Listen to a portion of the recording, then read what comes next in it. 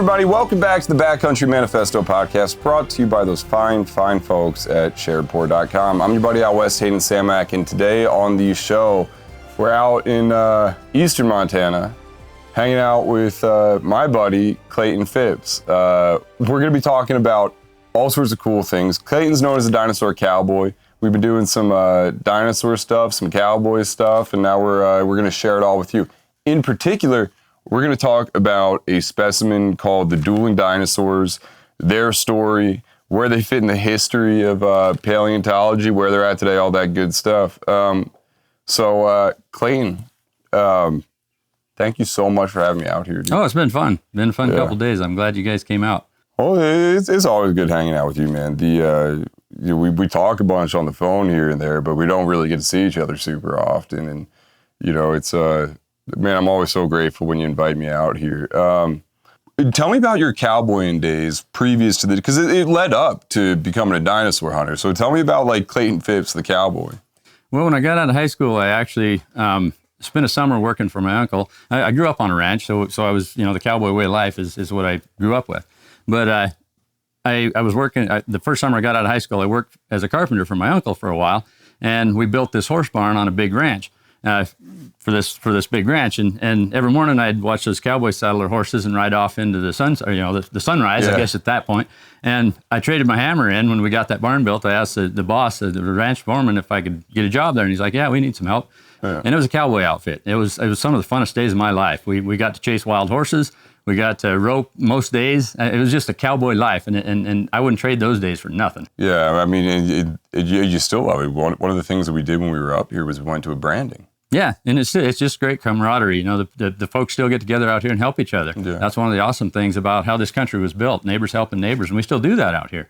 Yeah. We get together, and if the neighbor needs help branding these calves, we get together and we do it, and everybody has a job, and they all do it, and it just flows. And it's just awesome. It's a super fun social event, really.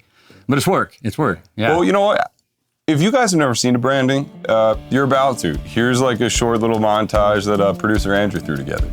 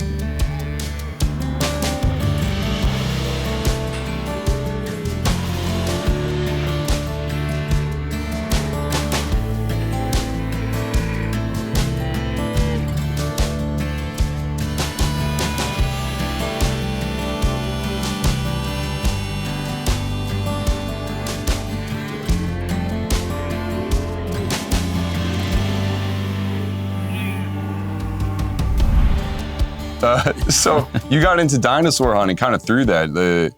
Somebody came up asking you about something. You decided to go to. Can you tell that story? Yeah. So I was working on a ranch, and this lad stopped by the ranch I was working on, and he asked the landowner if he could go fossil hunting. Now, that was this crazy guy up to. It hadn't really crossed my radar. And he came back, and it was right after the movies Jurassic Park came out. And he'd found this piece of Triceratops frill. It was a piece about this big. So the frill is a big shield on the back of the three-horned dinosaur. This is actually a horn to a Triceratops right here. Yeah. And he had this piece of frill, and I said, "What are you going to do with it?" He said, "I'm going to sell it." And so he told me the value, and I'm like, "Dang, that's about half as much as I make in a month. And you took a hike and found that? I bet I could do that." And so it really piqued my interest. And I didn't even know you could really go out and find a dinosaur at that point in my life. And so I started looking and I started learning, and then I got a bug, and now I can't get rid of it. That's all I want to do is go find another one. that's a really good segue into your kind of watershed moment where you kind of decided you were going to become a dinosaur hunter. Yeah. In about 2003, I discovered this Stygimoloch. So this is the most complete skull known of this dinosaur to date that's been found.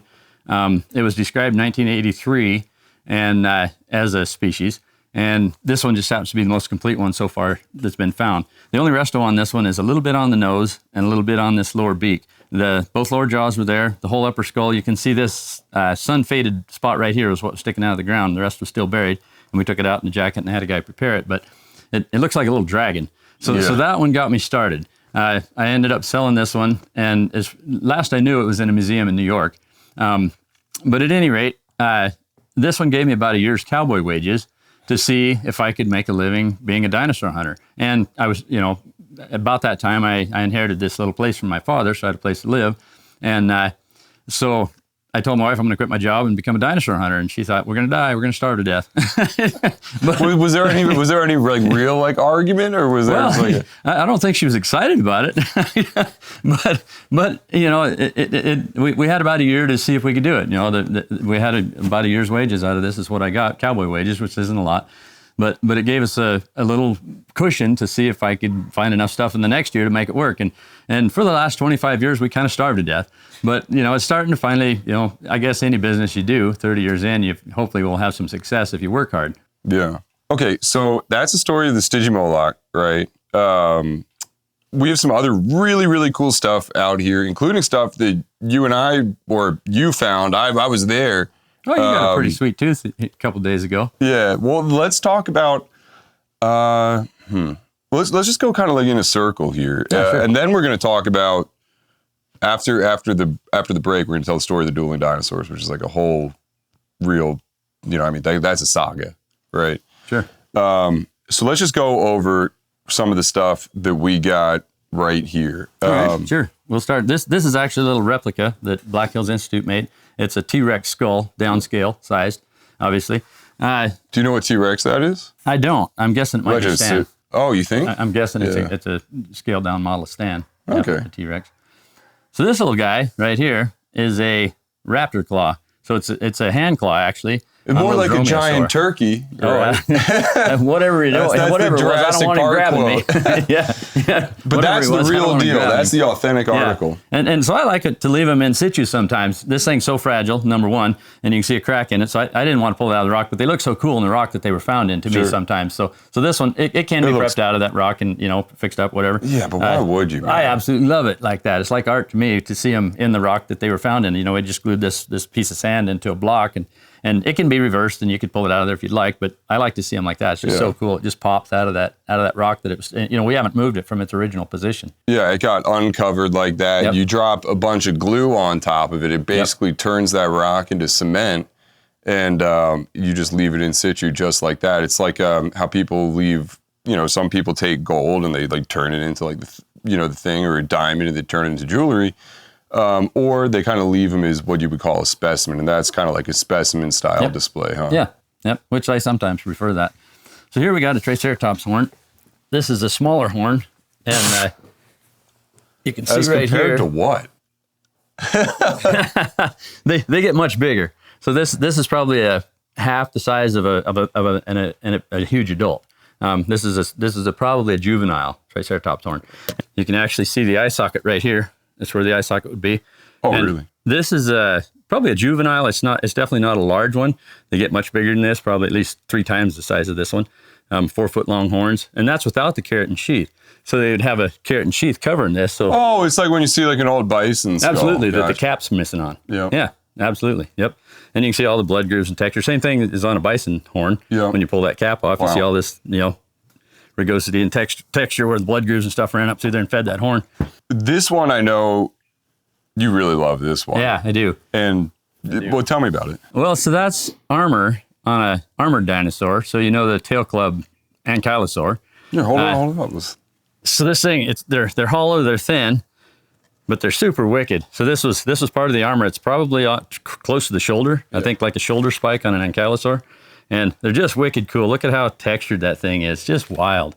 They're so cool. What a wild critter, and they're super rare. Can I see this? There's really only about probably less than half a dozen known ankylosaurs out there that have been discovered. Wow. And this is that club bearing. Is this the one with the club? That's the one with the club. Yep. There's a nodosaur that doesn't have a club. They look like a giant horned toad. But this one has a tail club. That's off of one that would have had a tail club. Yeah, that's like one of the ones, like the childhood ones that you see. It's like the T-Rex, the raptor. Yep. The Triceratops. Yeah, Triceratops. And then household name dinosaurs. Right. Yep. Wow. And that's an ankylosaur, the club-tailed one. Okay, cool. Yep. Let's, I guess while we're talking about the ankylosaur, or I guess while we're coming off this is also a Triceratops. Yes, it is. That's not a baby, but it's a pretty little one. Yeah. So you see the difference in the size of that one and this one. And I believe this one actually got munched on. If you take a T-Rex tooth, so this is a T-Rex tooth that we found the other day when Hayden and I were out digging. If you take that and you slide it right in here, it absolutely looks like that. It fits that tooth perfectly. So I think he probably bit this end of this little horn off after he killed him, obviously. Yeah. Not that particular T-Rex. No, not this one. But I would guess that's what made this mark on there. Maybe it was that one. So you have another tooth, so obviously upper and lower jaws come crashing down. Another tooth fits about perfectly right there. So to me, it's fairly compelling that this little guy got destroyed by a T-Rex. And what's really cool about all this stuff, and we have some other things in here. We got these like beautiful claws. We got this T-Rex claw right here. Obviously, we have the T-Rex tooth that you were just referencing. That is you call it a smoker. That's a stellar tooth. Yeah. You know, one of the things that I've noticed is you're really into the stories of these fossils. Every time you find a fossil, you kind of like try and figure out whether it's like, you know, you and Lauren McLean, she's a fossil restorer, really amazing person, really master of her craft. But you guys love to talk about things like pathology and like predation marks and all these things. And you like to really try to unpack the stories. And there might be no story more compelling than the story of, I mean, your biggest find ever, right? The dueling dinosaurs. So, hey, we're going to take a break. That's called a cliffhanger. We're going to be right back. You're going to hear a word from our sponsors, and then we're going to tell a story of the dueling dinosaurs. Cool. Hey everybody, we're about to get back to the show, but real quick, I want to tell you about our partner, SharedPour.com, who we recently worked with to pick this awesome 9-year single barrel whiskey that's going to be available to you guys. I'm going to tell you more about that in a second. In the meantime, SharedPour.com is your source for all things liquor, hard to find spirits, and allocated items. They have an unrivaled inventory. They have an unrivaled shipping department. They do flat rate shipping, meaning you can get multiple bottles shipped to you for the same price. To anyone 21 or over in the lower 48. They are great people to work with, and they have a killer selection. If you have a special event, this is how you find that awesome spirit to bring with you. Speaking of awesome bottles, we recently collaborated on this hand-picked 9-year. I drink a lot of whiskey. I don't have a problem, but I do have a pretty good palate. This is one of my favorite that I've ever had. I tasted through 10, 15 barrels to get to this one. I'm really proud of it. You're gonna love it, and it's going to be available exclusively to you guys. We have more details on that to come. In the meantime, remember, SharedPour.com. Go get them. All right, so we're back, and as promised, we're gonna talk the dueling dinosaurs. This is just some like real quick stats. You can see the specimen at the North Carolina Museum of Natural History. Is that what it is? It is the most complete Nanotyrannus or juvenile Tyrannus, depending on who you're asking about it. I fall in your camp. And the most complete Triceratops. Well, I don't know if it's the most complete Triceratops, but it's one very of the best complete. ones. Yeah. Ever found. And you found them together. What I want to talk about is I want to hear the story of finding that. I want to hear the story about why. I want to explain what a channel deposit is and why this is so remarkable contextually. And then I want to hear how it ended up being sort of a landmark case. It did. So, all right, I'm going to give the floor to you. I'm going to interject with some questions here and there, but from the beginning, tell me about this. So we found these in 2006 on private land here in the middle of Montana. And my friend Mark Eaton and I and my cousin Chad O'Connor decided to go fossil hunting one day. And my cousin Chad actually has cerebral palsy. He was born with it. So he has pretty shaky movements, and he's not the guy you want working on fragile fossils, honestly. And I was worried that it would hurt his self-esteem if I took him with me. He kept asking me, can I go? And I was like, that day, I'd kind of been putting him off because I was afraid it would be just a downer for him if he was breaking something. And so finally that day I was just like, come on, Chad, jump in. We're gonna go find a dinosaur. Yeah. And it was the first day Chad had ever went with me or ever went looking for a dinosaur. And it changed his life. I'm more proud of that almost than finding the Dueling Dinosaurs. But that's a whole nother story. Yeah. But anyway, so Chad, Mark, and I go out for the day, and we parted ways that morning. Mark took off on a hike, and I had a motorbike actually at the time, so I made a big loop out through the pasture looking for fossils. And Chad took off. He had no idea even really what to look for at that point. I'd shown him some Chunkosaur, so he kind of had an idea of looking, for the shapes and textures and stuff. But at any rate, I meet Mark up in the ridge there about 11 o'clock that day and pulled some sandwiches out of our backpacks, and we had a little lunch there and asked him if he found anything. And he says, yeah, I found the pelvis of a dinosaur coming out of the hill. Well, that's cool. I said, where's that? And he points over this draw that it was in, this big canyon. And Mark is your buddy? Yeah. Mark and I spent several years hunting dinosaurs together. And actually, we haven't done anything now in probably about 10 years really much. But at the time, we'd go out, and he's the one that actually gave me the moniker, the Dinosaur Cowboy. So we'd go to some of the ranches in South Dakota that he had access on, and it introduced me to the rancher as, this is my friend Clayton, the Dinosaur Cowboy. So at any rate, yeah, I've had a lot of fun with Mark over the years, but so what he said he saw was a pelvis coming out of the ground, but it's in the bottom of a canyon on the side of a cliff, and we're like, okay. But so anyway, we finished our sandwiches, and I made a loop on through the hills, and he made a loop through the hills, and we kind of met back up at the pickup that evening. And as we're driving back to the highway, we were talking about this pelvis and whether or not it's worth going after. And Chad's like, yeah, it's a dinosaur. We found a dinosaur. We got to dig it up. And Mark and I had done this for about almost 20 years collectively. He'd been digging about 13 years and prospecting, and I'd been doing it about 7 years. So we had about 20 years of experience before we found this thing. And so Mark and I both knew that getting a pelvis out of a canyon is going to be an ordeal. The pelvis is the size of this table. It's twice as big as this table. Sure. It's going to be probably a 4,000 or 5,000 pound block, just a pelvis. We're going to have to build a road. We can't carry it out in our backpacks. We're going to have to build a road and do a huge excavation for a pelvis. And is that going to be worth? Who's going to buy a pelvis from us, or who's going to want a butt of a dinosaur? Not many people are going to, have the means to even showcase a pelvis of a dinosaur. Right. They're huge. And so at any rate, we're like, well, Chad, it's doggone it. It might not be worth doing. And so when we parted ways, Mark was actually working as a carpet salesman in Billings. His wife made him get a real job after 13 years of starving. Yeah. Because not finding stuff, he was trying. Yeah. And then Mark's found a lot of cool stuff. Don't get me wrong. Yeah. But at any rate, over the years, but they had struggled. They were trying to feed their kids, and he had to get a real job for a while. And so at any rate, Mark went back to his carpet store job, and I had to come do my hay, and I had to cut my hay for my cattle. Yeah. And so I come back, and it took about a month to do that. So we didn't get started probably till about first part of July that summer. And how long is this after you first find it? We found it, I think, in early June probably. Gotcha. And it took me, about almost a month to get my hay put up for my cattle for the winter.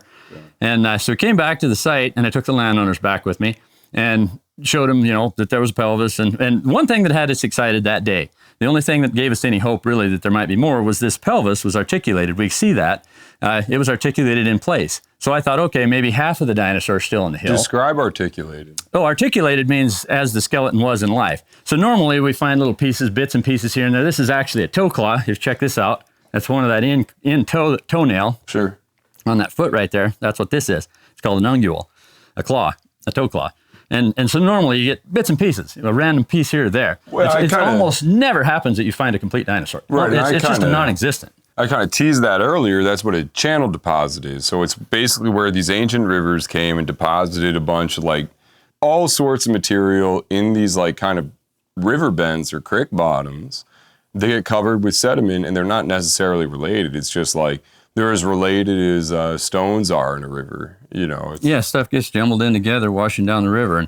And so it's rare to find a complete dinosaur. It just absolutely doesn't happen very often. Especially, if a museum crew comes out and they get 30% of a dinosaur, they have scored, and they can reconstruct the other 2/3 of what that dinosaur might look like from 30%. They call it a complete specimen if they get 30% of the bones to a skeleton. And most of the time they've been scavenged, picked here and there, piece over here, piece over there. You take an old cow that dies on the flat. or an elk or a buffalo or whatever. sure. You know? And in 10 years, there's very little left of that skeleton. Yeah. The coyotes have it packed, you know, from this You'll side find to a that side. femur over there. Yes, You'll find absolutely. like You might half find of a a piece of a jaw over yeah. there. Yeah, it just gets scattered. So something has to become a fossil. It's got to be buried very fast. And so I would love to actually take an aerial view. I wouldn't want to be on the ground with these guys, but I would love to go back in time and see what happened that day and why these two friends, or these two dinosaurs who weren't friends, are together. Yeah. It's hard to emphasize just how insane it is to find one articulated dinosaur, let alone two. So, sorry, keep going. Yeah. So anyway, when we parted ways that day, the day that Mark discovered the pelvis, Mark's like, well, you know, when he got in his car to go back to Billings, he's like, if you guys ever decide to dig on that, let me know. You know, maybe we'll go back and poke around, whatever. And honestly, if it wouldn't have been for Chad being with us that day, we may have never went back to that site. It's a pelvis in the bottom of a canyon. We're going to build a road to. It's going to be a huge expense and possibly not even remotely recover any of our expenses in this project. But Chad's like, we found a dinosaur. We got to dig it up. And I was trying to explain all this stuff to Chad because, you know, I'd been doing it 7 years. I knew that a pelvis might not be worth the effort to go after. This is a business decision. Yeah, it kind of was. Yeah, I can't go broke on every fossil I try to recover. Well, and at this point in your career, too, like, you know, I had nothing. I spent every single dime I had to get this thing out of the ground safely. And it kept me broke for about 7 years. We'll get into that in a minute. Yeah. Why? Okay, so anyway, Chad and I go back and we took the landowners with us.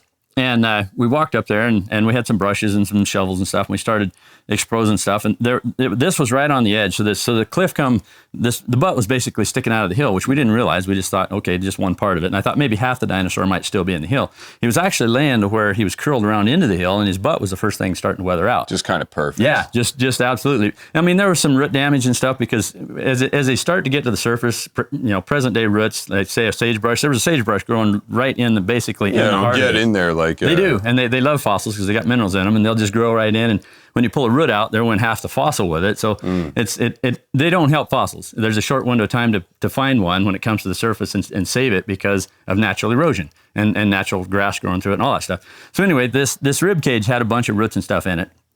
But as I started to expose, I could see a row of vertebrae going this way and a row of vertebrae going into the hill that way. And I'm like, all right, we got a project. And so I brought some equipment over, made a deal with the rancher. And they were awesome to work with. Just couldn't have found it on a better human being on the planet than Lige. He was just awesome. But at any rate, and Marianne, of course, his wife, they were wonderful people to deal with. They absolutely, we stuck together through, as I'll get into it, the lawsuit and everything that became of this, or that came out from our discovery. And so anyway, we started the excavation, and Chad and I did most of it. Mark had to, obviously, could come down on the weekends and help from his job. So Chad and I did most of the excavating ourselves. And I had an old dozer tractor, an old 4020 John Deere tractor that had a dozer blade on it. And that was my main earth moving equipment back then to take there was about 20 foot of overburden above the dinosaurs. So they were kind of on a cliff. So the pelvis was weathering out of basically a steep bank about this high. And so there was about this much overburden. I had to doze all that off, get down to the layer. And then my uncle Clinton actually loaned me his backhoe to come around this backside. We did all this by hand and actually we were able to reach down in here a little bit. So I had this one basically completely exposed, basically from most of his tail exposed all the way to his head. And I could see we had a complete dinosaur. All right, I know where all the pieces are. I can work with the backhoe pretty close and, you know, just move that dirt out of the way. So I don't have 30 people throwing dirt for me. You know, we're kind of a two-man show. And so anyway, I'm working with the backhoe and I'm dumping it. And the bones were literally like art. So you can see how dark chocolate, the Katie Bush actually painted and molded and painted this, or sculpted and painted this little model. This is like a 22nd size compared to what they are. Yeah. You know, this guy was 28 feet long. This nano is 22 feet long. They're giant animals. And so anyway, we had this guy pretty much all exposed and laid out. And it was so fun. Articulation's awesome because you just follow it bone to bone to bone. You don't have to go over here 30 feet hoping to find a bone. You know, at most sites, you dig until you just decide, okay, I'm not gambling anymore on this site because it could be scattered out for half a mile. And you can't do that. You know, at some point you have to call it. Every site I go to, I almost wonder if I should have went 6 more inches. Right. You know, maybe there's a whole nother pocket. So I can't think like that about stuff, man. You got to call it. You got to call. At some point, you just can't. You can't keep throwing money at something that may or may not be there. You know, you just got to, and time and effort. You know, whatever. So anyway, I had this guy all laid out. I knew where I was safe. I was working over here with the backhoe, and you can see that the bones are dark chocolate. The sand was basically the same color as this little model. And so you can see if you hit something. And so I'm watching, you know, as I'm dumping the buckets, and I go to dump about the millionth bucket of dirt. And I start to dump the bucket in the backhoe, and I look, and there's bone chips in it. And I'm like, oh, shoot, what'd I hit? That don't make any sense. Right. So I jump out, and I hadn't dumped the bucket all the way out yet. It's still hanging over the bank there like this. And so I took my brush, and I jumped down the bucket, and actually a Nanotyrannus hand claw starts to appear. And, I could see about that much of it in my bucket.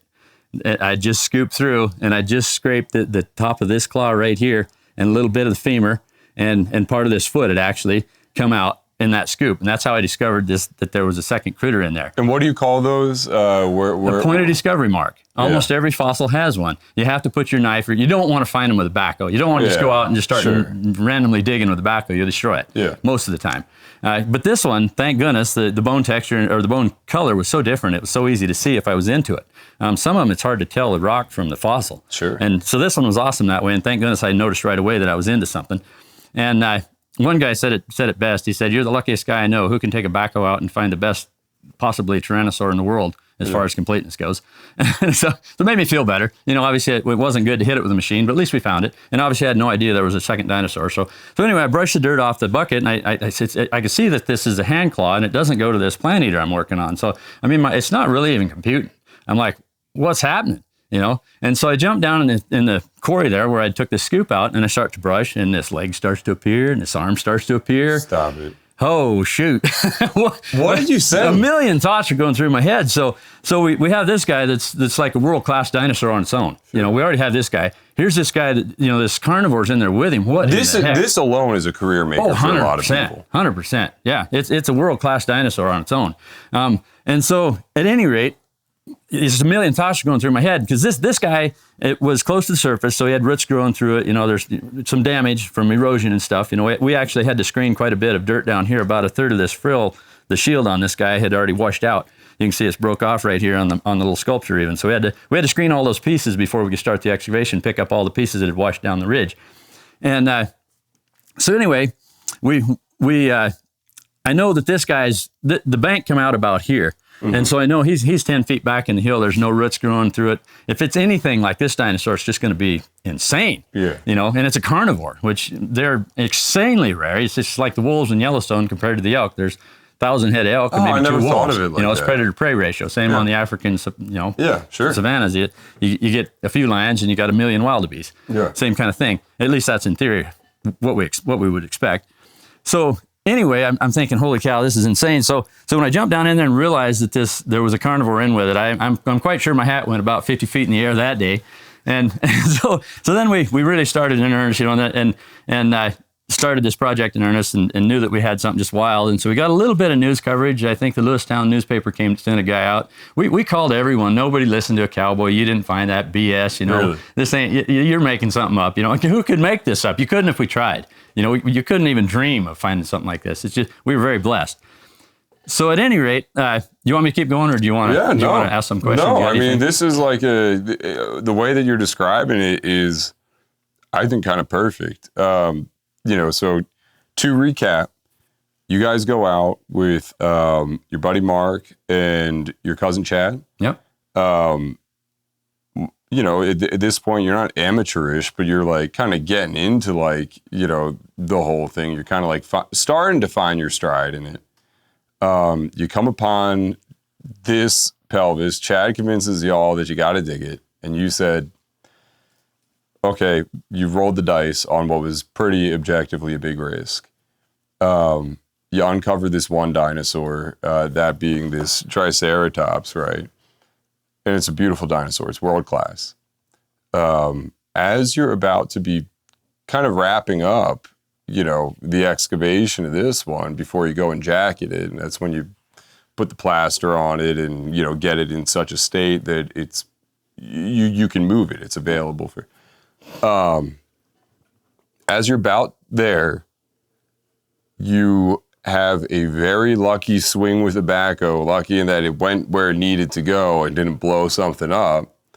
And you uncovered pretty much like the hip and this claw of this Tyrannus. Now, not only do you have one articulated dinosaur, you have 2 articulated dinosaurs. Incredibly rare on their own, particularly in that one's a carnivore. The other thing that is completely singular. Aside from their quality, I guess that's another great thing to put. 2 world-class dinosaurs, but they're in situ together, and that doesn't happen. Only one other time in the world that I'm aware of, the Velociraptor and the Protoceratops from Mongolia, the fighting dinosaurs. They were found, I think, maybe in the 60s or the 70s, 80s, somewhere right in there. The Dueling Dinosaurs is more of a cowboy dinosaurs. Ring to it, though. I came up with the name, actually. I like that. Yeah. I like that. Okay, you guys end up excavating both of these, and you put everything you have into it. You end up doing a world-class job. Those dinosaurs move into secret storage for a little while.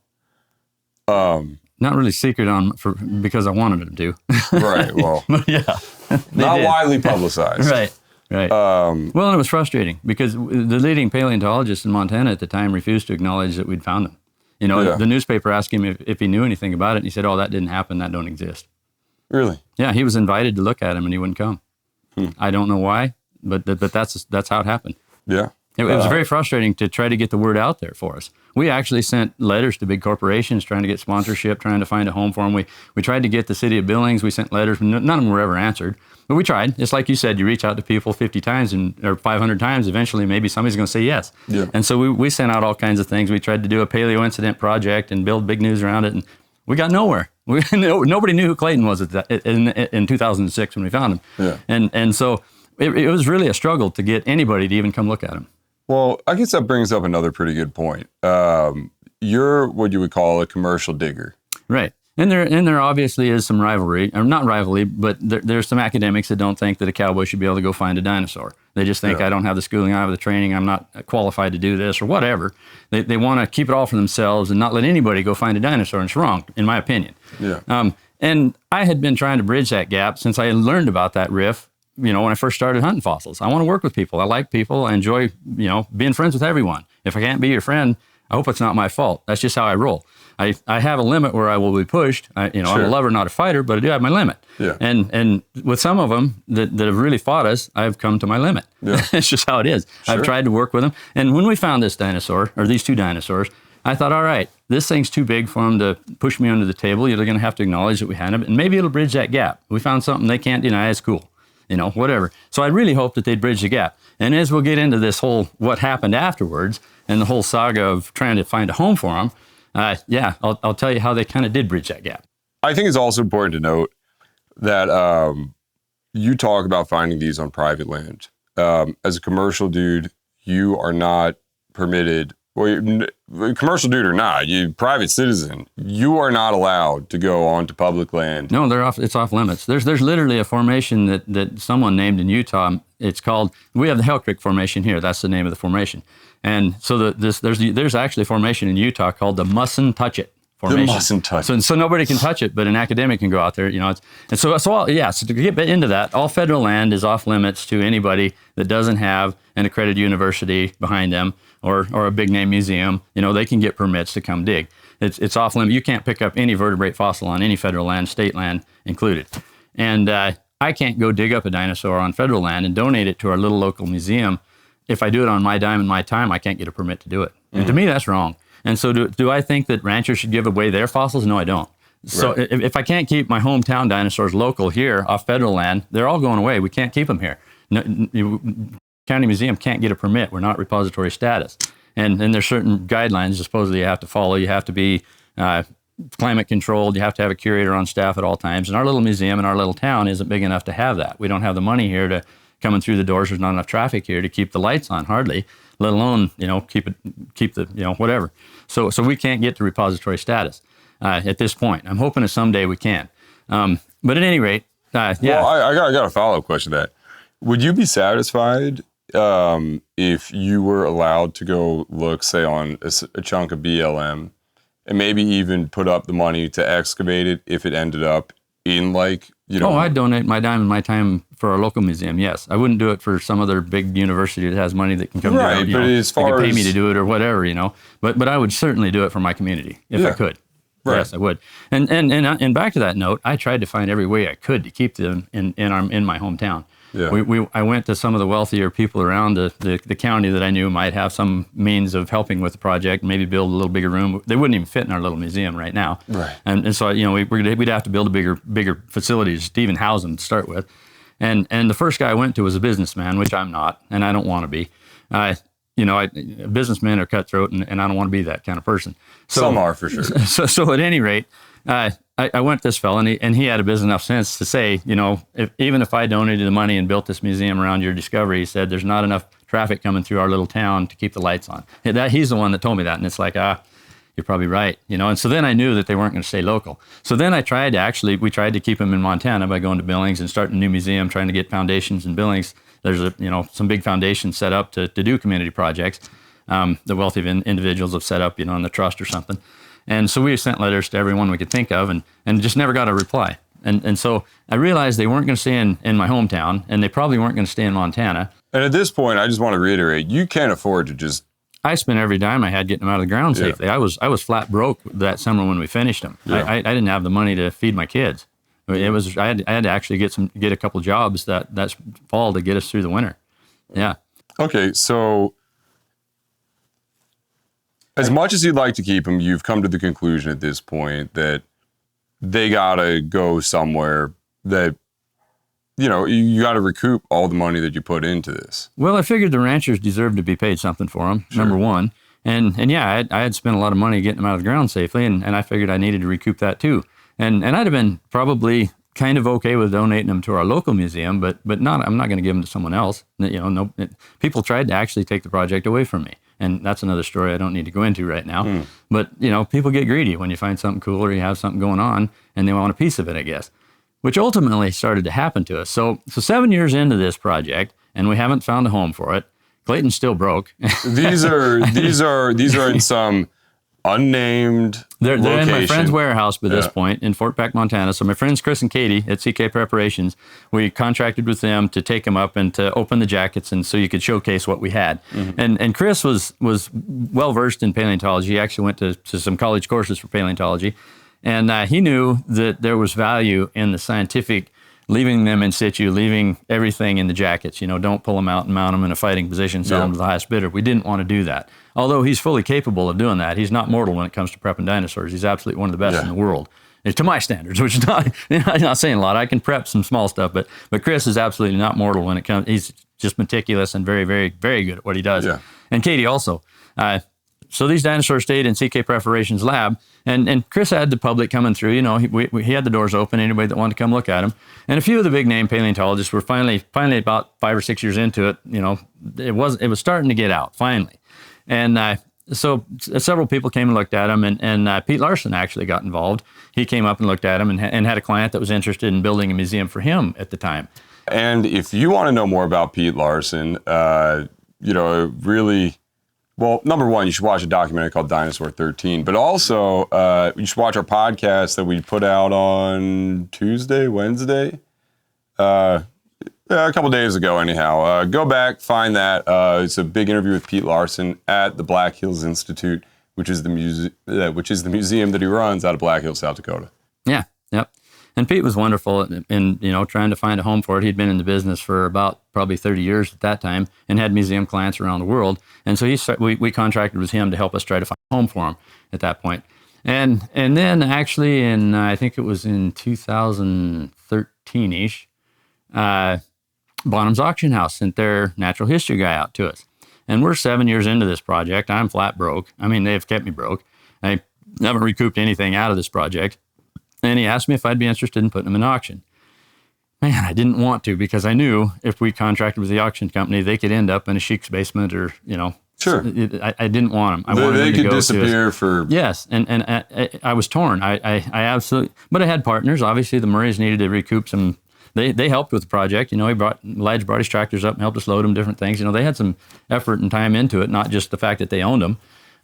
But they deserve something too. Sure. And so we agreed as a group. Yeah, well, we've been marketing them for 7 years. We're getting nowhere. Let's try an auction. It seemed, okay, we'll do it. And when Bonham's come and asked us if we'd contract with them to sell them at auction, I didn't really want to, because I knew it would open the doors to any buyer in the world taking them and maybe putting them in a basement nobody'd ever see them. And I didn't want that. And And so, it had been my hope that they would go into a public institution that I could take my grandkids saying, your old grandpappy found them dinosaurs. So that's just kind of what the dream I had, to try to get them to a public institution where they could be studied the way they should be. Yeah. And so anyway, but I was out of options at that point. We're 7 years into it. I'm still broke. Yeah. And the landowners needed something for it. So we contracted with Bonhams. When they started advertising that we had this world-class discovery, of course it made the AP wire and went pretty big. And we started getting a lot of attention. The mineral holders that owned the mineral rights under the land decided they wanted a piece of the pie. Yeah. So in the West, there's a rancher might own the surface rights. He might own the surface of the land and be able to run his cows and graze wheat or whatever, agriculture purposes, whatever, you own that. But a lot of times, and it even goes back to the original patents sometime, the federal government, when they did the Homestead Act and they opened it up for homesteaders, they reserved a lot of times minerals, a lot of times coal, oil, gas, gravel sometimes. And they would sell those to other parties. So, well, no, you could apply for permits. I don't think they really ever sold the mineral. I guess I don't know. That may be a question I could look into and find out.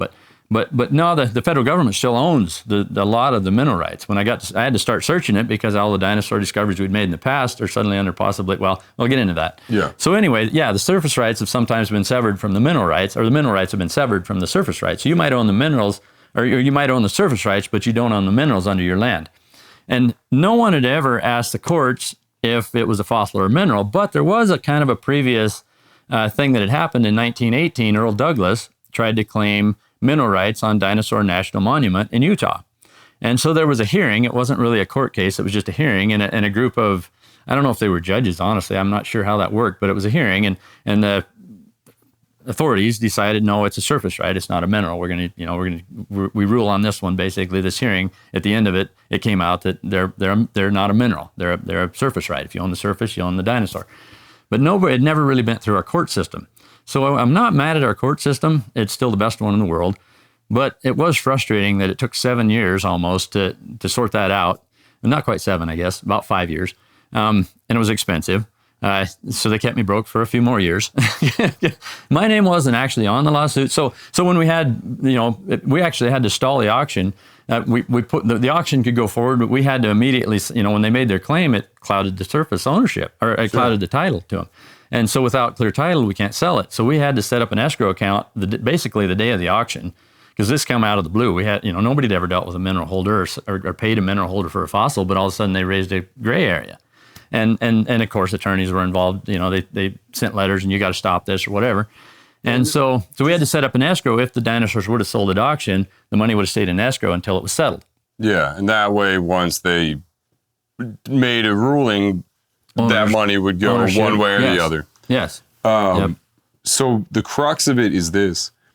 Up until this point in time, there had not really been a major contention on, is a dinosaur fossil a mineral or is it something else? For 100 years, people had relied on that Earl Douglas decision. Yeah. Because museums have been buying fossils from, since the word dinosaur was coined. Mary Anning, seashells by the seashore in England, was finding them and selling them to doctors and to museums and universities. So it goes, commercial fossil hunting is not a new thing. Right. People have been buying and selling fossils for years, and many years.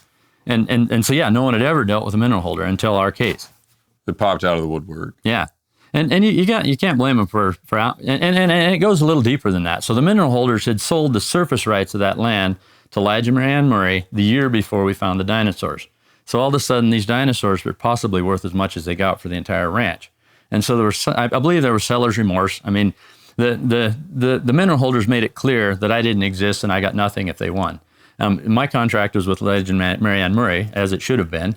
And they were wonderful people. And so my name wasn't on the lawsuit. And Murray's actually filed, we talked to an attorney and he convinced us that, we'll file a DEC action in 45 days. We'll have an answer. It's a declaratory judgment. We'll just ask the courts to decide. We'll get a judgment in 45 days. Well, that sounds, okay, let's clear this up. We if they're not ours, we want to know. Yeah. Let's clear it up.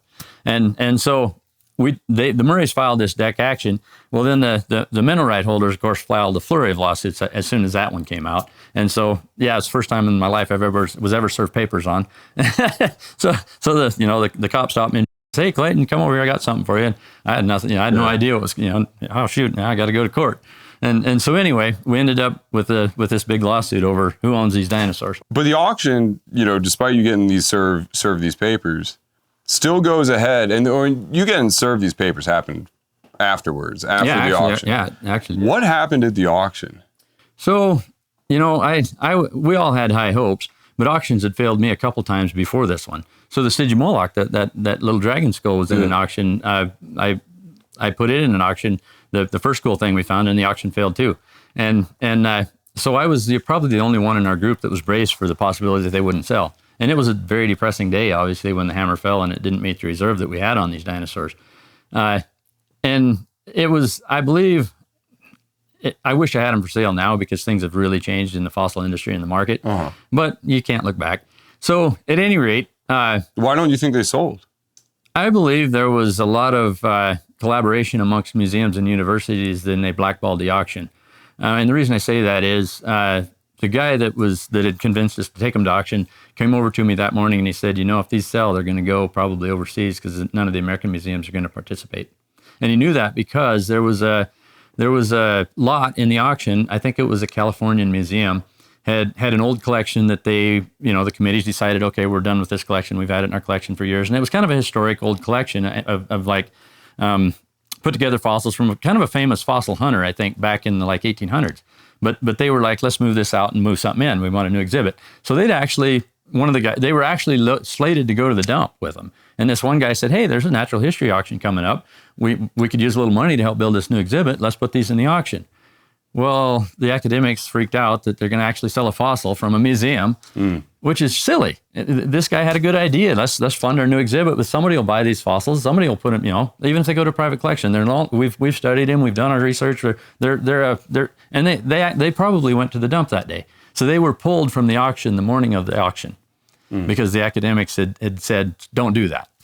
So that at that point, I had I had the feeling, okay, they may not sell, and if they do, they may not stay in America, which was just depressing for me. Did anybody bid on them at all? I don't even know that. The auction almost, they bid up to almost the reserve, but I don't even know if there was a bid on them.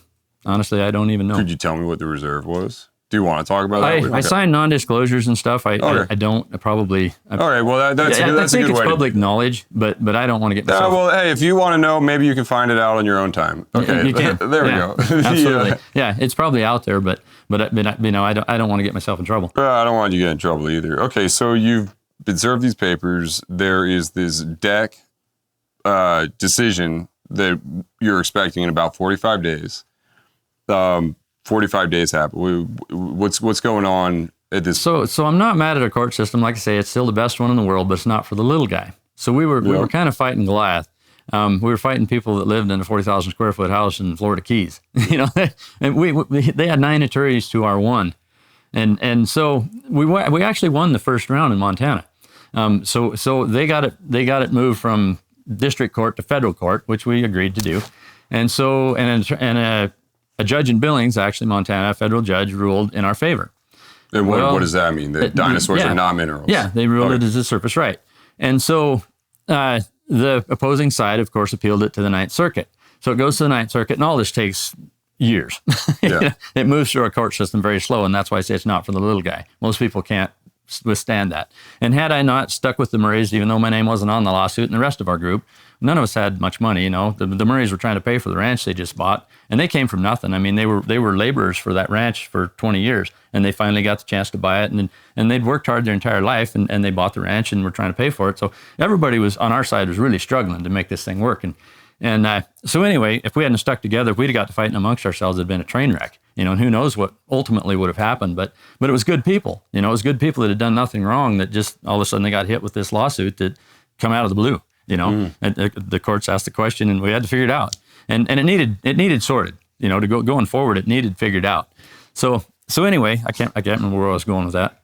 Well, no, you were talking about what had happened over the process of the ensuing years. So so we get to the Ninth Circuit.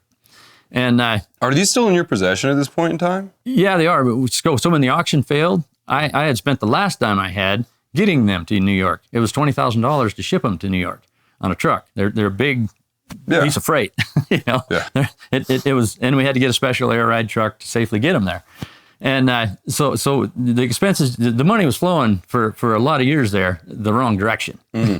So and then when the auction failed, I couldn't afford to send them home. So we found actually a storage facility on Long Island, and they sat in storage for 3 years. And that wasn't cheap. On storage this big in New York City, you're paying for it. Yeah. And so it was another steady bleed.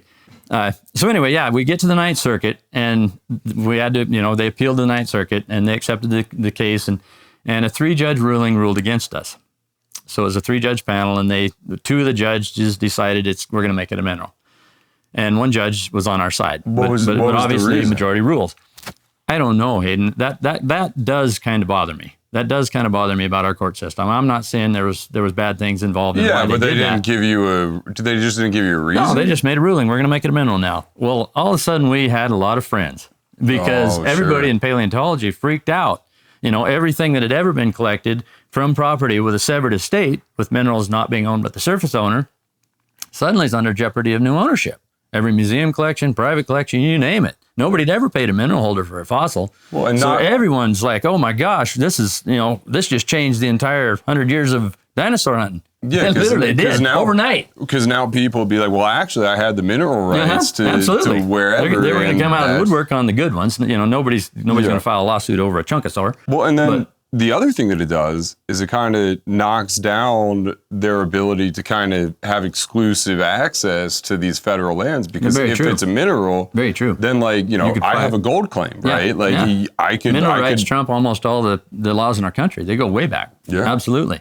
Right. So now not only, now you had a lot of friends. The paradigm was shifting because they were like, well, look, I'd rather lose the battle and win the war than give up all this stuff that we've been enjoying, whether that's, being able to have these specimens of non-debatable provenance, or, having the exclusive right to dig on federal managed lands. Right. So back to what I said in the beginning, I always wanted to bridge a gap between commercial and academic paleontologists. Yeah. I'd always tried to work with them and, help. I like to go find dinosaurs for people to study and enjoy them. I don't study them, but I do enjoy them, and I love finding them and sharing them with people. Yeah. And so I hoped that we could work together somehow. So when the Ninth Circuit ruled against us and they became a mineral all of a sudden, we had a lot of people supporting us. Even the academics got on our side because they didn't want it to go to a mineral for the reasons we talked about.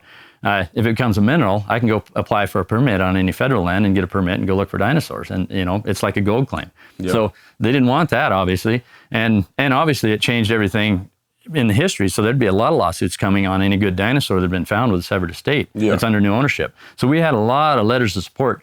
And so I didn't even know what the term en banc meant at the time. I had lived my life for 40 years trying to avoid attorneys, and be a decent human being. And so, do you know what an en banc is? So I didn't either. So this attorney said, hey, why don't we can try an en banc, less than 1% are granted, but what do we have to lose? We're at the losing point right here. Let's try it. Real quick, do you have a period of time now that you're working with before you got to turn this fossil over to these people, or are you? I'm sure there would have been. We weren't ever to that point because you can file to the Supreme Court. You can keep it going. But you had some window, in 90 days after we'd have to decide if we're going to try to carry it on or we're done. At some point you just say, okay, throw your hands up, we lose, whatever. But because of all the support we had, and the attorney told us, they said less than 1% of these en bancs are ever granted, and what an en banc is, it asks a bigger panel of judges to look at a decision that might be erroneous. Okay. And so going back to how those 2 judges decided to make it a mineral, don't you think it just blew me away that if you were a judge, would you not look at precedents? Would you not be interested enough in a dinosaur case to do a little bit of research? Mm-hmm. Would you be the kind of person that would just be power hungry enough to say, I'm going to make a new law? I'm going to not do my research. I'm not going to look into this. Wouldn't it be an interesting enough? It just blew me away that we didn't have a little bit more, that they didn't at least investigate it and see what had been done in the past. I don't know. I don't understand law. I'm not a lawyer. I'm a cowboy that likes to find dinosaurs. But it seemed crazy to me that a 5th grader could have answered this question. It's a dead animal. It's not a mineral. Yeah. It's not a mineral. How could you make it a mineral? And why would you make it a mineral? The only thing that I can see somebody thinking would be that, fossils are, like, it's not and I learned this through hanging out with you, this isn't the actual bone. It's some of it is. Is it? Some of it is. Oh, okay. Yeah. Well, there's fossils that are still very much bone. Oh. Yeah. Yeah, you can put them in solution and they'll get rubbery. They're not. Really? Yeah. I was under the impression that like all these fossils were like, basically the scaffolding. Some of them have been replaced by minerals, but not all. No, okay. Not all. So that's the contingency that we're working on here. Is it's like, like you can see like some of Clearly it, but it's a dead animal. But the reality is, it's like there's some minerals. There are some minerals. So we have minerals in our body too, but we're not considered a mineral. Yeah. Well, you can make an argument, of course, with any side and try to justify anything. It doesn't make it right. Sure. Obviously. Sure. Okay. So you file an en banc. So the Murrays filed an en banc, and an en banc just asked a bigger panel of judges to look at what could possibly be an erroneous decision. And ours was granted because of all the letters of support we all of a sudden had. Less than 1% are, but ours was. And so that was a huge relief. We could go on because the attorneys also told us that this is a small case. It probably won't be heard by the Supreme Court. Although it was kind of big, the field of paleontology is fairly small. Sure. It was a big deal to paleontology, but paleontology maybe isn't as big a deal as, right. How many people is that a big deal to? Yeah, right? Exactly. Yep. So there you have it. So at any rate, we were told the Supreme Court wouldn't hear it. So we were kind of just deflated, but let's try this en banc. And when ours was granted, then we had a little more time, basically. We didn't have to turn the dinosaurs over, which are still in storage, and we're paying for it. Right. The mineral holders aren't paying none of that. We're paying for that still. So right about the time, I think it was about the time the en banc was granted, there was a lady named Shanna Beisch in Glendive, Montana, that had been doing dinosaur tours on a ranch, and she still does. She takes families out on digs on their private land. And of course, it was going to stop her livelihood. And it had been a big part of making their ranch work for many years. She'd been doing it about 20 years, and they didn't own the minerals under their property. So all of a sudden, her business was out. But she had a friend that lived next to her. One of her neighbors was actually a senator, it was in the legislature, not a senator. But no, maybe he was. I don't know. But at any rate, she had a friend in government. Yeah. And so she went and talked to him, and she said, hey, and it happened to be a legislative year in Montana, so we had a little time, it was the perfect timing to get it on a bill. And so that guy actually had friends, and they sponsored a bill, it's House Bill 229. And so Luke, my son, that was, I think, 12 years old at the time, he testified at both the House and the Senate in favor of our bill, make it let's make a law in Montana protecting surface rights for fossils.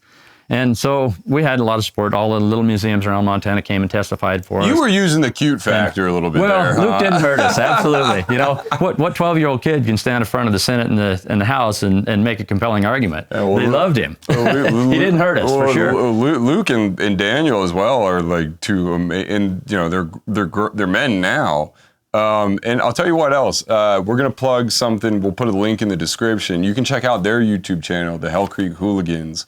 That's just going to be right in the description there. They make all sorts of really fun dig videos. And, they're really bright kids, man. It's a good thing to watch. You check it out. Thanks, Aiden. I appreciate that. Oh, yeah, you bet. Appreciate the kind words. Yeah. So anyway, Luke didn't hurt us, obviously. but at the end, it was funny. So they had hired lobbyists, the opposing side, and they were the only two that testified for their side. We had, probably at least 100 people testified in support of our bill. And landowner associations, realtor associations came together and helped us. It was a big push, people could see that it was bad. And now that this has gone way beyond just the Dueling Dinosaurs. Now we're talking about a precedent-setting case for academics, commercial enterprise, ranchers, all sorts of folks. There's a lot riding on this at this point. Right. And you and I have spoke before about, obviously you wanted it to go one way, but should it go the other way, that could also be like a little bit interesting. It could have been beneficial, honestly. Yeah. It would open up the entire continent, or at least the United States, to me, to go file a permit on federal land and go look for dinosaurs. But I was riding the fence a little bit on it, honestly, because it would have changed things. But had we not had the Dueling Dinosaurs, which will probably for sure be the best discovery I'll ever get to be a part of, almost for certain. You make a lot of cool discoveries. I'm still looking. You feel that way kind of frequently. Well, I figured we'd pinnacled when I found the Stygimoloch. I didn't think I'd find anything ever better, be a part of anything better than that. But anyway, I've been blessed. But I didn't find any of them sitting on the couch. Yeah. I've been out there in the hot sun looking. Oh, and that sun gets hot too, man. Holy heck, we were out. Yesterday was brutal. Yesterday was brutal. It was. Okay, so if it goes one way, you're going to end up with the Dueling Dinosaurs, and you're going to be able to realize all the work that you put in over this big span of years. If it goes the other way, you kind of get a consolation prize in that you would be able to dig, on federal lands and file claims and do that sort of stuff. So those are the two things sort of on the table. Obviously, you would like it to go one way, but if it goes the other, that's what'll happen. Right. Okay. The other thing is, though, if I didn't want it taken away from the ranchers either. Sure. I really, in my heart, that was bad. Yeah. So many things have been taken away from agriculture, and most of the ranchers I know aren't. They might be land rich, but they can't afford a hamburger at McDonald's. They have an operating note to keep their ranch going. Times are tough. They always have been. The price of food don't go up, so people continue to eat. If the price of food goes up, Americans will starve. So farming and ranching is always going to be kind of capped. You can't raise that market. People starve. So they're supplemented. Oh, I see what you're saying. It's a tough game. It's a tough game. Yeah, and so it's not subject it's more to... of a livelihood it's more of a lifestyle. Way of life, a lifestyle than it is a livelihood in a lot of places. And I wouldn't have traded, until I got into dinosaurs. That's all I wanted to do. I got into dinosaurs thinking it was right after Sue the T-Rex sold for whatever it was, $8 million in the 90s that I kind of got interested. This kid came out and showed me what to look for, and I got interested. And my plan back then, 30 years ago, was find a dinosaur, buy a ranch. That's all I wanted to do. I'm 50 now. I don't want to work as hard as a rancher anymore. I want to enjoy what little time I have left and find a few more dinosaurs and have some fun. Priorities have changed, and I still don't have the money put together even after the Dueling Dinosaurs and a few other good discoveries. I have a down payment, but that's about it. I still can't buy a ranch big enough to support a family on. So it is what it is. Yeah. Okay. So we filed this in Banc. Now what's going on? So we're in the legislature, and so they have this lobbyist hired, and he hands this giant stack of papers, and he walks up and hands it to the guy at the hearing, or at the legislative hearing, and he kind of pushes it aside, and he says, "We're going to make a decision now." And about 30 seconds later, we had unanimous yes, it is not a mineral from the House and the Senate, and probably, I don't know, a month or two went by, and we got to go up and sign the bill with the governor. Oh, so that was cool. awesome. Yeah, that is awesome. That was awesome, and so that protected it for ranchers. It was cleared at that point. Okay, it's settled in Montana. Our case, on the other hand, is an ongoing court case. It doesn't affect our decision, so we're still in limbo. Really? So when the en banc was granted, the Ninth Circuit sees all this going on in Montana. They see that Montana has a new law passed. They also realize, okay, yeah, maybe we messed up. Let's send it back to the Montana Supreme Court and have them decide. They quietly send it back to Montana. Montana now has a law in the books. How can the judges say we're going to give this one case away? A weird exception. They can't. So technically, we're in a pretty good position. We're thinking, all right, this is going to work. It still took 3 or so months, I think, for them to send us the decision. So it was pins and needles, wondering if we were going to be the one people that got it taken away. Yeah. But it came out in our favor, and then we were finally able to move forward with North Carolina, who had actually contacted us not long after the auction, and I flew to New York and showed them to them in the warehouse, and they were super excited. They got a bunch of donors and people together around North Carolina, Raleigh, friends of the North Carolina Museum. They raised a huge amount of money to build a new wing on the museum around our project and get them to North Carolina. And this was all in negotiations during whether or not we were going to end up with being the owners or not. And it was so frustrating because, it seemed like the museum would be on our side, but of course attorneys do attorney things, and they had to stay neutral, and work with the mineral holders in case they win and work with us in case we win. And so it was frustrating not to have their support at that time. Sure. But I understand it. It's how it works. Yeah, it's just it's how it works. Yeah, it was a frustrating situation we were in, but it worked out. So in the end, we were granted ownership of the dinosaurs, and we could move forward with them going to North Carolina. Yeah, and so you didn't try to auction them again. You did, I guess, a private sale. Yep, we did. And that was to friends of the North Carolina Museum of Natural History. Yep. Who bought them and then in turn donated them to the North Carolina Museum. Yeah. Yep. Okay, so they go to the North Carolina Museum of Natural History, and now they're on display in this amazing facility. They got it open to the public. You can go and see it. And I took some video. I guess we're going to put it like here or something like that, or there. I don't know how you got this frame. There, we're going to put it right over my shoulder here.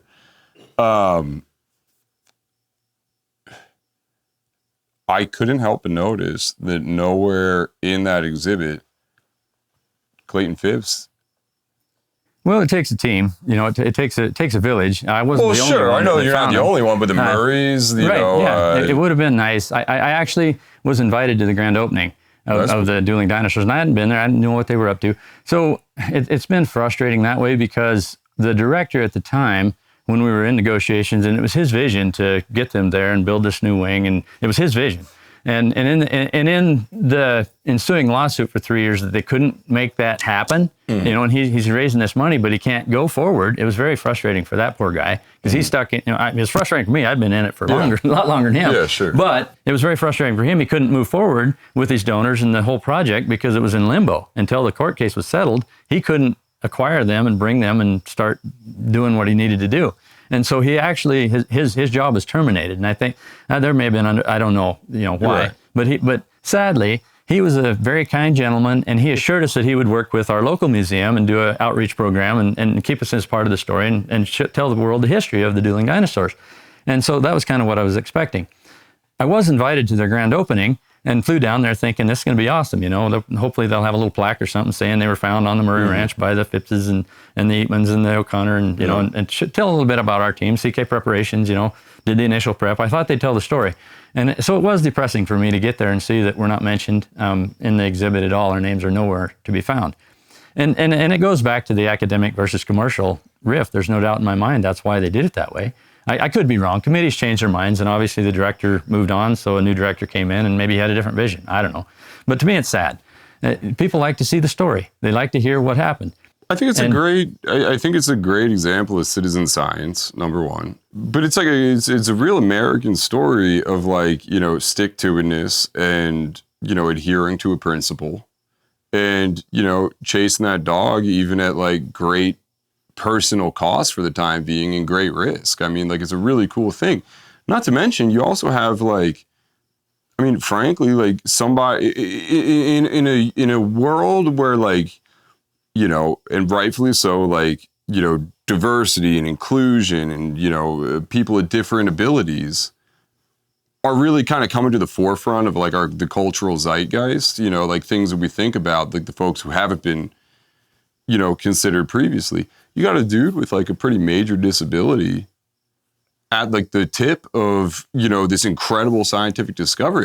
That's very inspiring to me. It changed his life, and I'm as proud of that as finding the dinosaurs. Yeah. And I could tell you that story, but he probably don't want me to. But so my just in really vague terms. My cousin Chad was an alcoholic and was that summer that I took him. Yeah. And partway through that summer, there's a story that I don't really want to share because it's pretty personal. Yeah. But he came with me one day, and I picked him up the highway, and he was passed out in his car.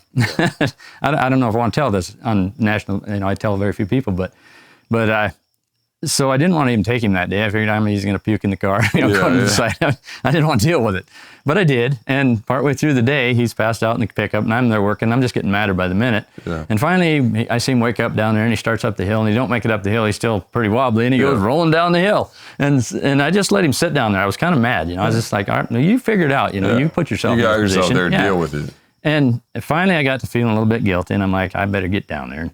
So I walked down, and I said, Chad, I will help you up that hill, and we'll get some work done today, but this is the last time I'll take you if you're going to show up this way. Yeah. He quit drinking that day. Hasn't touched it since. Really? Yeah. And I'm as proud of that as I am finding the dinosaurs. But yeah, he deserves, it changed his life for the better. And, Chad had nothing. He's a disabled guy. He was on disability. He tried to farm for a while, but he destroyed all of his equipment because he's, Right. Yeah. he's had a lot to Yeah. But he was trying. He was, and Chad was an absolute inspiration on this project. He's so funny. He's for his disability, I wouldn't be probably as far ahead in life if I'd had his problems as he is. He absolutely handles it fairly well. Yeah. And he's an inspiration to me. And he had so many jokes and stuff and kept this project, even though we were working, I lost 15 pounds on this dig. It was the hardest I've ever worked in my life. But Chad kept it fun. So yeah, that's a short story of Chad's story, but I'm as proud of that as anything. Yeah, it's hard for me to imagine why they wouldn't want that, It's sad. It's sad. Another quick deal on that, and then we can move on because I don't like dwelling on the negative. Of course. So Pete Larson has been in business 50 years. He actually asked me to come down and do a talk at his 50th anniversary of being in business, which I did this spring.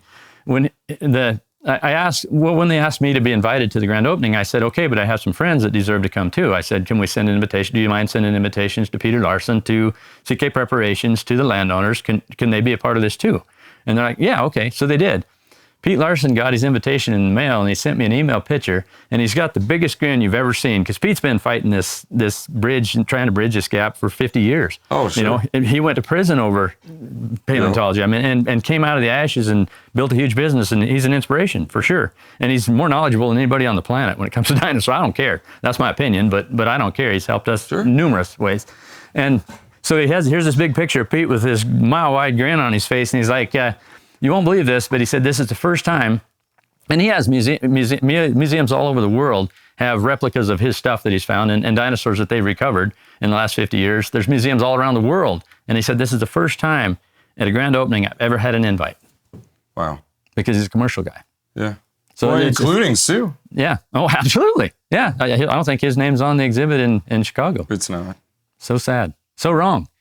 People deserve to hear that, and people want to see that story, in my opinion. And when you go there, you want to know, okay, how did these get discovered? I think so. It's just sad. That's one of the things that I do believe I've seen changes, and I don't like fighting with people. I absolutely would rather get along. It's simpler, life's easier. I hate drama, and I do have some very good friends in the academic world that value the contributions that we can bring to the table. Yeah. You know.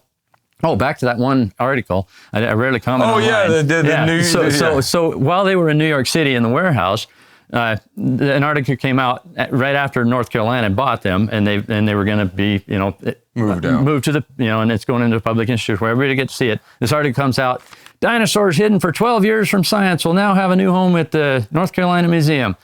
I rarely comment online, but I did on that one. I said, they were hid for a hell of a lot longer than 12 years until we found them. What a dumb mindset, I couldn't hold back.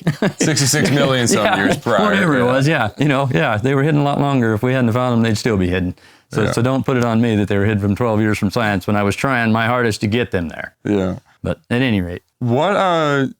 So, now they're on display. You guys can go see them. You can visit the North Carolina. And I encourage you to. They've done a very good job. Sorry to interrupt you. No.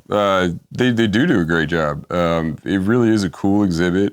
You can see them prepping the fossils in like an open lab. It's really pretty fascinating stuff. Let's get into the science on that a little bit. So we took them out in large blocks. We took the skull came off. Well, actually, the neck came and skull came off in a jacket. The rib cage was in a jacket. The pelvis was in a jacket. The tail was in a jacket. This lower foot was in a jacket. The nano was in its own jacket. The only thing we pulled off him was the tail. So I tried in the field to take these things out in one piece. I wanted to just not break them up. But I looked it over, and I couldn't have put a telephone pole under and reach the ends. They wouldn't fit on a semi. We were down in a canyon. We got to figure out a way to strategically break this up small enough that we can manage it without destroying it. Mm-hmm. And so we ended up breaking them into these blocks. And this is the biggest project I'd ever done at the time. And Dr. Bakker, who is kind of the king in paleontology in my book, he revolutionized the way we think about dinosaurs in 1960. He actually, and I had become an acquaintance of his through the Stygimoloch, actually. He was one of the coolest guys ever. He told me when he saw that, he says, Clayton, he says, it's been a long time since there's this many of us educated paleontologists in a room, and we were that excited when he saw this. So, it just makes a guy feel good. He's one of the good ones. He's the one that realizes cowboys can make a contribution. And so we didn't take these fossils out of the jackets. Like I said, Chris and Katie were fully capable of prepping, mounting them, selling them, put them in a fighting position, sell them to the highest bidder, but we didn't want to do that. You wanted to maintain. We wanted to leave them as a Christmas present, waiting to be unwrapped, and all that science is in there. They may have the stomach contents in them from what their last meal was. There's a halo of skin around both of these dinosaurs. They were preserved so well. And every time I'd see that orange halo, I'd realize there was going to be bones right under it. And I didn't realize it was skin in the field. Back in 2006, when we found these, skin was an absolutely rarity. Yeah. But the more dinosaurs now that I've found, the more prevalent the skin is on anything that's articulated, that has the bones in place. We're finding more skin than ever because we now know to watch for it. It's not as uncommon as it once was thought to be. But these were absolutely stunning that way. And so this ceratopsian may be a new species. It may be, there's speculation on that. They'll be able to sort that out. I'm excited to find out what they decide on that and what their conclusions might be. And remember, it's theories, but they're going to, it's their theories. It'll be peer reviewed, and okay, is this going to be accepted? I guess that's how it works. I'm not a scientist, but at any rate, so this one is the most complete Nanotyrannus ever found. And before we had scrappy material, and there was some speculation. Actually, Dr. Bakker named it as a new species in 1988, and it's been hotly contested that it's a baby. Nanotyrannus. Yeah, he named Nanotyrannus as its own species in 1988. If you want to see another perspective on the Nanotyrannus versus Tyrannosaurus Rex juvenile T-Rex, that's where we're going here, you can check out a podcast with Jack Horner that dropped just a couple days ago as well. Okay. Yeah. So there's some academics that still believe it is a juvenile T-Rex. There's one in particular, and I won't name names, but he's based his life's work on it being a baby T-Rex. Okay. He won't quit no matter how many good ones I find to prove him otherwise. Right. His ego won't let him. But he's wrong, in my opinion. I'm not a scientist, but basic common cowboy logic tells me there's no way this grew into a T-Rex. Your arms do not shrink as you grow. Yeah. So hold that up there. This finger and claw are almost as long as a full-grown T-Rex arm. Right. You know, the Nano's arm would stretch out about to here, and a T-Rex arm is about this big, the entire arm with the claws. You know, the T-Rex couldn't really feed himself with his hands. Yeah, for sure. So there's no doubt in my mind this alone should settle the debate for anyone. We talked to Pete Larson a whole bunch about it. Okay, well, he can explain it way better than me because he's one of the leading Tyrannosaur experts in the world. He's studied almost every Tyrannosaur there is out there. But that was one of his. Yeah, absolutely. There's many differences. Yeah. Yes, there's many differences. Yeah, I mean, and so this is a T-Rex tooth right here, and then this is a Nano. Yep. So here, you want to hold that one up. I'm absolutely. scared to touch those. Yeah, so you can take and see that, okay, turn it this way once. This is a very blade-like tooth. This is a very banana-shaped tooth. So you turn the back of it, you can see this very blade-shaped still in the back and oval-shaped, and this one's more round like a banana. I have found baby T-Rex teeth with the big serrations. The serrations are different too. Yeah. The serration line actually is very different. There are more serrations per centimeter or per inch on a nanotooth, and the T-Rex have bigger serrations. It looks way more finely serrated. And I have found baby T-Rex teeth this size that absolutely the serrations don't match. They're T-Rex. They're T-Rex serrations. Oh, interesting. Absolutely. And I found baby teeth this big to a T-Rex that are bullet-shaped banana teeth. They're not these nano teeth. There's no doubt in my mind. I mean, long before we found the Dueling Dinosaurs, I was in Bakker's camp that it's its own species based on the teeth that I had found. Sure. And you think that once North Carolina is done doing what they're doing, it's going to pretty much put it to bed? It's going to be interesting. Will they continue to waffle on it? Will they make a conclusion? I don't know yet. I'm very, very anxiously waiting that conclusion. So you and I are going to go prep this tooth at a certain point in time here. Maybe that'll make it into a YouTube clip, maybe bonus clip or something down the line. But before we wrap here, I want to ask you, what do you hope the legacy is of the Dueling Dinosaurs? If you could put it where they are now, okay, so like everything up to this point has happened exactly as it happens. What do you hope for the future of the Dueling Dinosaurs? I'm glad they're in the public institution where people can go see them. That was always my dream and hope. I wish they could have stayed in Montana because of politics. I believe they left Montana partly. We have a very world-class museum in Montana that they should be at, but it didn't happen because of politics. I'm very thankful that they're in a public institution where kids can go see them now, and it's in the United States, which I'm happy about.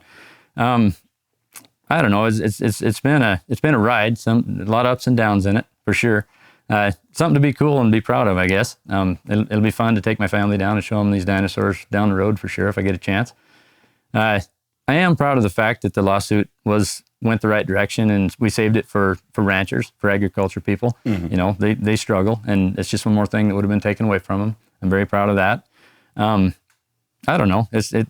Been blessed to be a part of it.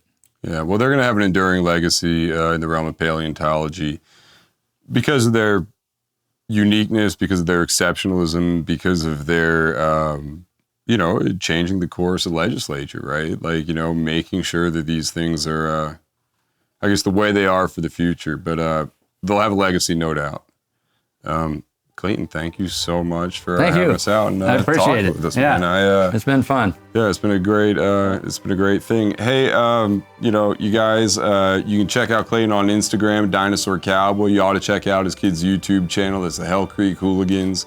Check out the podcast that I mentioned. Check out the museum if you get a chance. And yeah, until next time, we'll catch you guys later. I hope this is pretty much the pinnacle of Dino Days. We hope you enjoyed our Dino Day series. Thanks to our camera dude, Alec Butterfield. He's coming and hanging out and helping us pull this off. And again, thank you, Clay, man. You and your friends and your family have been just so gracious and a pleasure to hang out with. Same to you. Yeah, I've enjoyed it immensely. Thanks for having us. See you guys next time. Yeah, pretty good. Cool. Pretty good. I love it.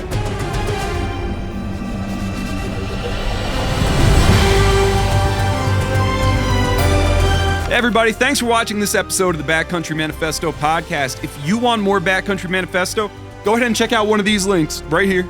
And make sure to share the podcast with your friends, comment, like, subscribe, do all that good stuff. It really helps us out. Again, thank you very much for watching. Now go check out one of these things. I like this one. This one was a good episode, I promise.